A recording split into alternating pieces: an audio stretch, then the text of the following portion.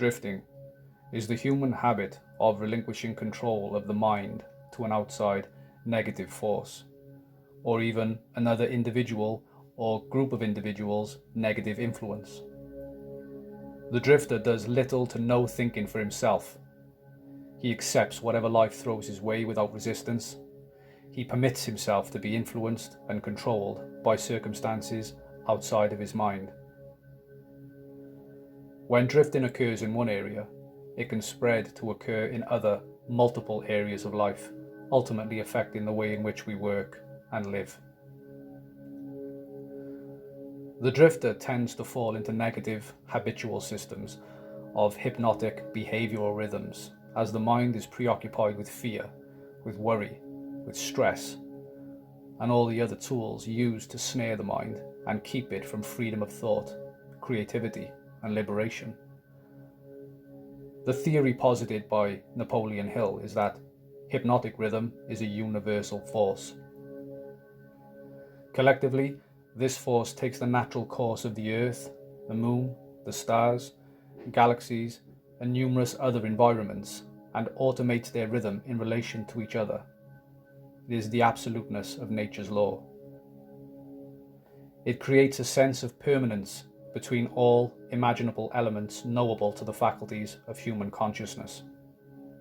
Put simply, the consistently prevalent and dominant thoughts of the mind are lured into the behaviors of a hypnotic rhythm, which then in time are given a sense of permanence, irrespective of whether the thoughts are negative or positive.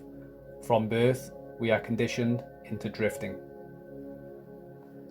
We fear death, old age, lack of security, ill health, poverty. Of course, the list goes on. And we believe in the reality fervently, to the point where we may even literally worry ourselves sick. We instinctually know that this is an immensely undesirable condition, yet we are captured. We operate within the behavioral rhythm unconsciously because for the most part, everybody else does, and we are members of the same reality.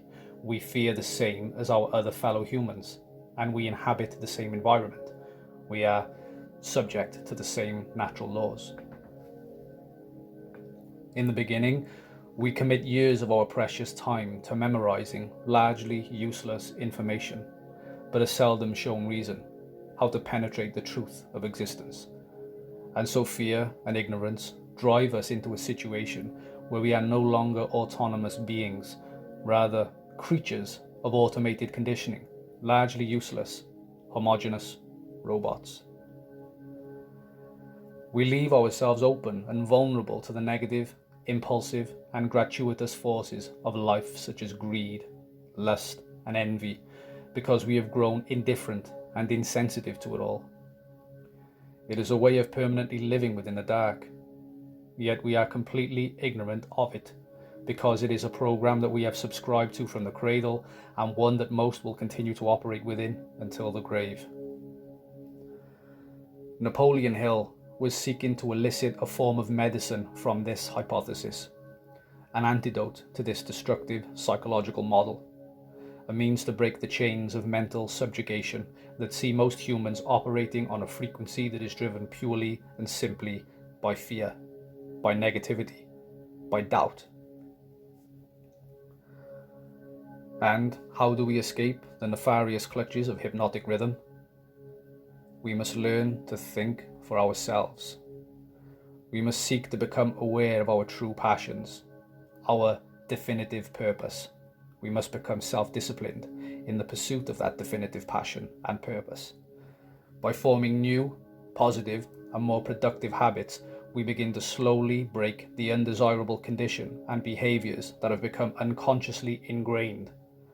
Unless there is definitive purpose, a driven goal or set of objectives built upon to break the status quo, then this destructive condition and its outcome becomes an enduring, permanent way of life, and slowly, silently, it destroys us.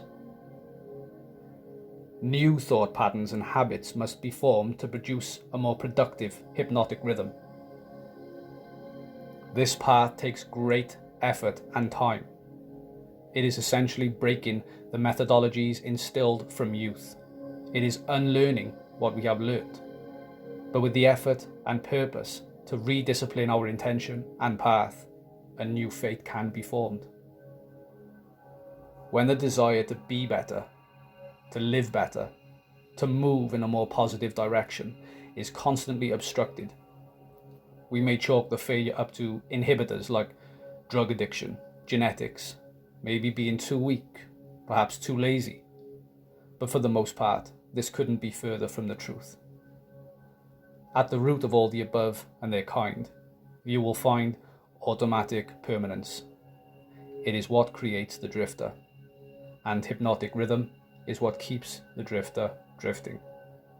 But the power to sever its grip is down to the self-imposed discipline of the individual that wants that change to occur bad enough for the integrity of their own lives,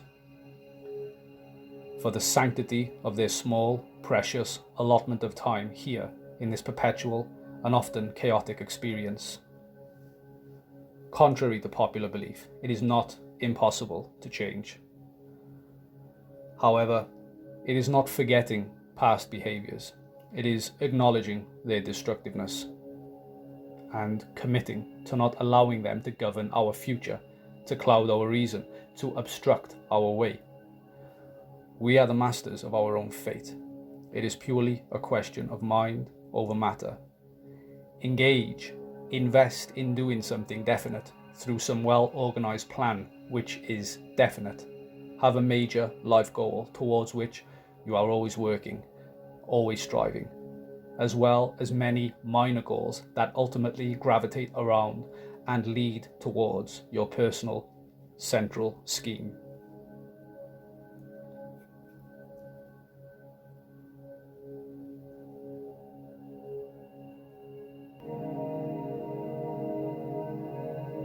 The masses of people are carried along, obedient to environment, the wills and desires of others stronger than themselves, heredity, suggestion, and other outward causes moving them about like pawns on the great chessboard of life. But the masters, rising to the plane above, dominate their moods, characters, qualities, and powers, as well as the environment surrounding them, and become movers instead of pawns.